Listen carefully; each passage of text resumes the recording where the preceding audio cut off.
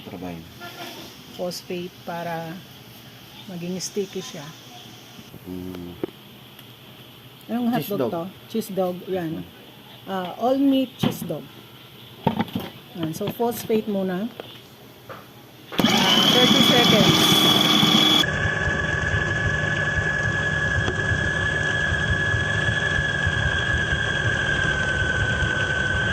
Hanggang sa lumagkit siya. Tapos, i-retardate mo.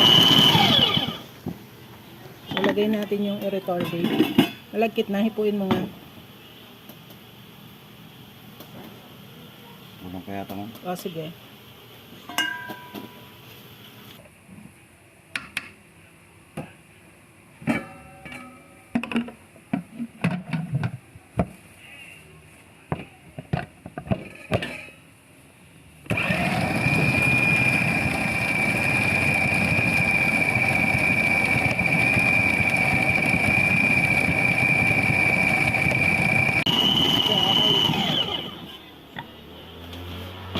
Saan yung thermometer mo?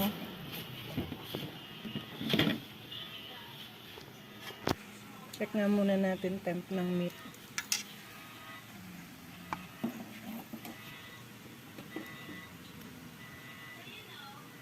Ilan?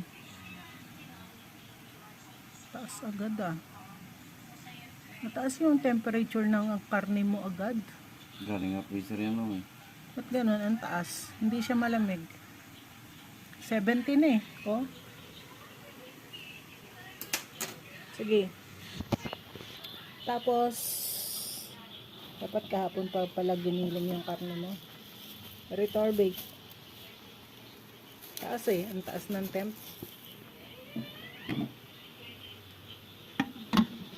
Seconds lang yan ha. Basta ma-mix lang yung retarbate. Tapos, sprayed salt.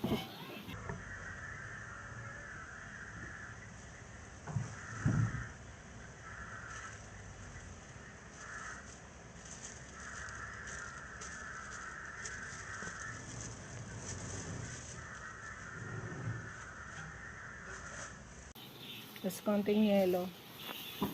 Kasi ang taas ng temp. Konting yelo. Konti lang. Mga dalawang ganyan. Tatlo. Isa pa. Yan.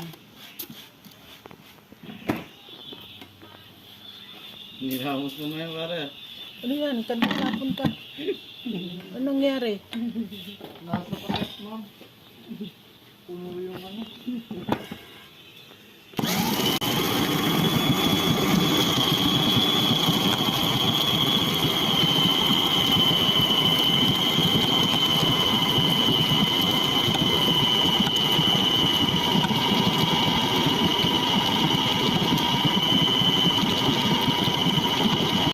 Tingnan natin, Tem.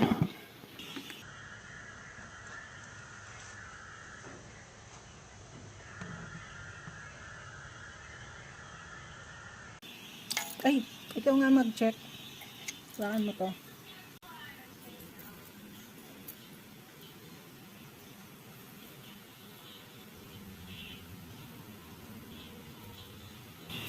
Ilan? Ang taas. Susunod, hindi tayo magsisimula kung hindi frozen yung karne. Dapat 32. Check mo muna yung temperature ng karne kung 32. Kasi ang taas, oh. 60. Sige. Tapos yung fat.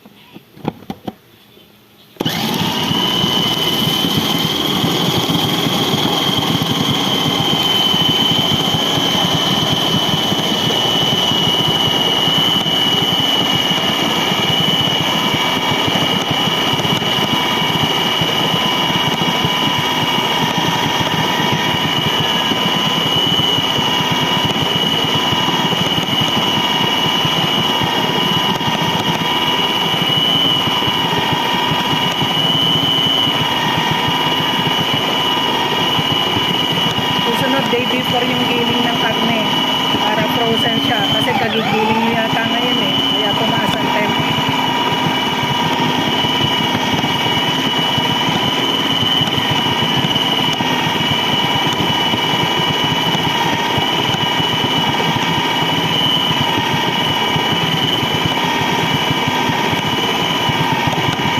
Tingin.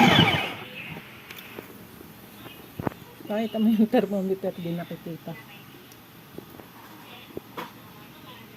60.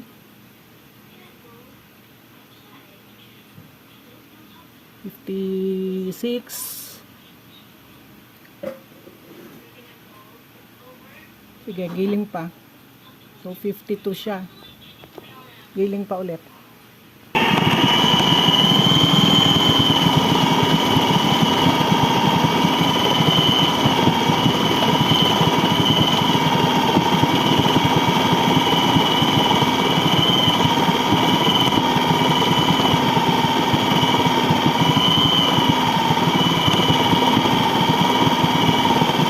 Tapos lagay mo ng spices. Lagay mo ng lahat spices, tsaka yelo.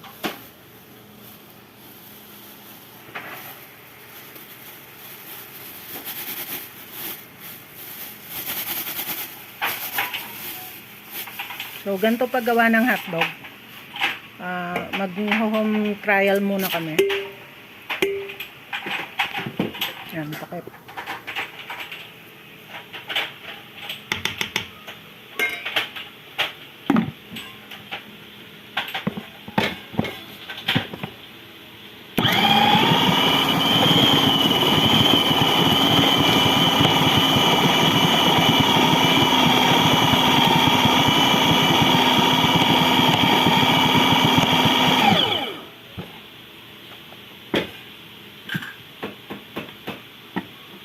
Anuhan mo ng karne yan.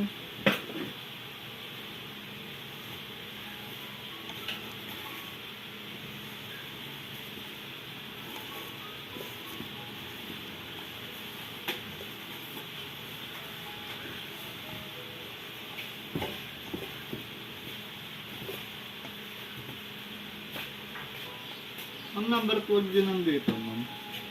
Oo, yan nga.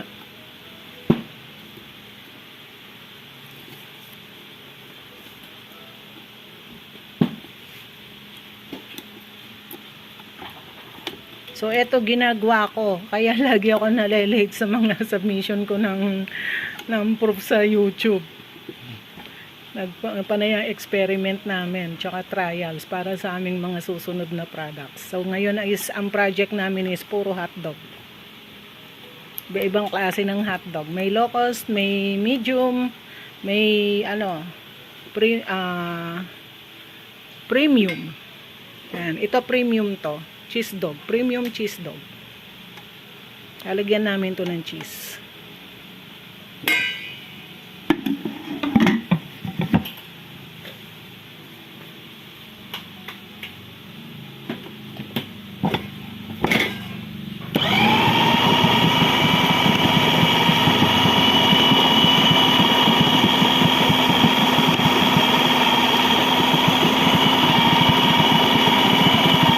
Pag 65 na siya, hango ha. Tapos, saka mo i-mix yung cheese. Manual mixing tayo sa cheese. Hindi dyan tayo mag-mix ng cheese kasi madudurog ang cheese. Saan po ba itong cheese flavor? Oo.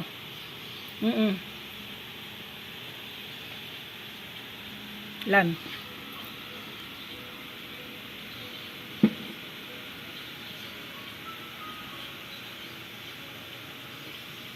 $68 na. 70. Hango ka na.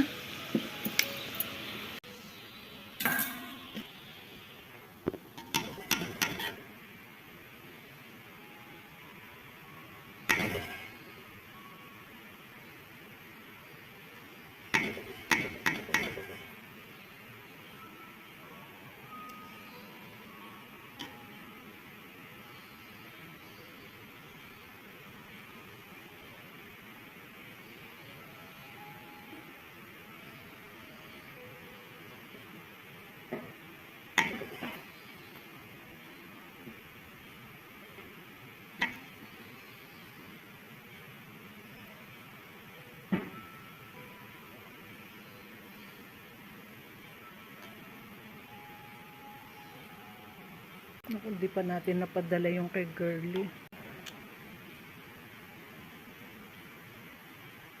Yun. Pagtapos ka na magtimbang dyan, Jiro, padala mo yung kay Girly, 4 na kilong MDM, tapos lahat ng klase ng tocino, teriyaki, basta yung lahat ng ginawa natin. Pati yung longga dog. Dapat tayong label. Kahit na, kay Girly yun eh.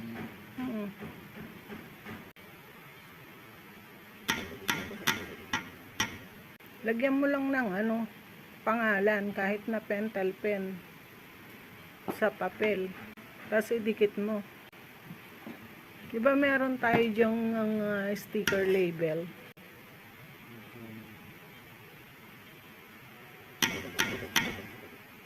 O kaya, tape mo na lang para hindi siya magkamali kung ano yun. Kasi si Jovic nalito nun eh, kung ano yung mga pinadala sa kanya. Walang mga label.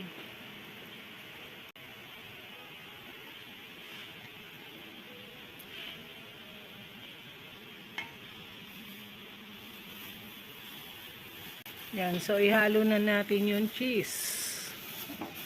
Ganda ng kamay ni Mars. Kamay yan nakikita. Yan.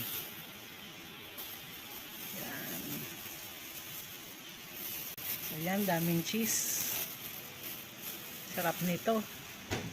Yan, mix mo na siya ng yan, scraper.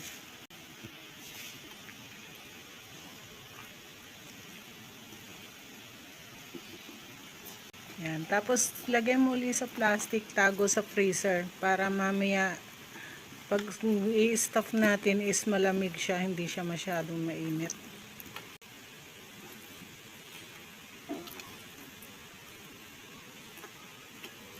Taas kasi ng temp natin. Hindi malamig yung karne, mainit na agad yung karne eh.